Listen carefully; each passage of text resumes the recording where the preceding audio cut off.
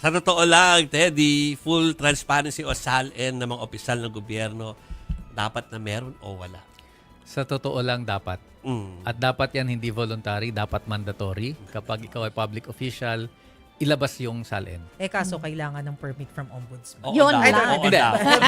Para sa akin, dapat mandatory. Oo. Yeah. Wala namang batas na nagsasabing dapat payagan ng ombudsman or even payagan ng mismong may-ari. Sir, sa totoo Practice lang, lang itong congressional probe on fake news na inimbitahan ng mga bloggers, mga influencers, would you agree with Salvador Panelo na chilling effect siya, harassing them dahil sa pag-imbita sa kanila? Sa totoo lang, may ganong point.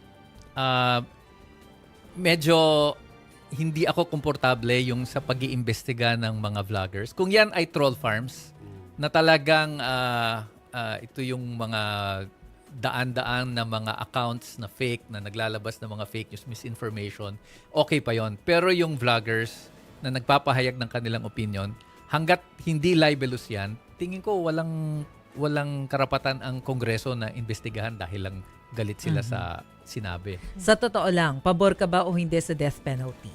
Sa totoo lang hindi. Kasi ang problema sa death penalty, hindi reversible yan. At sa klase ng justice system natin, malamang ang tatamaan yan yung mga mahihirap, yung mga hindi kayang mag-afford ng mga mamahaling abogado.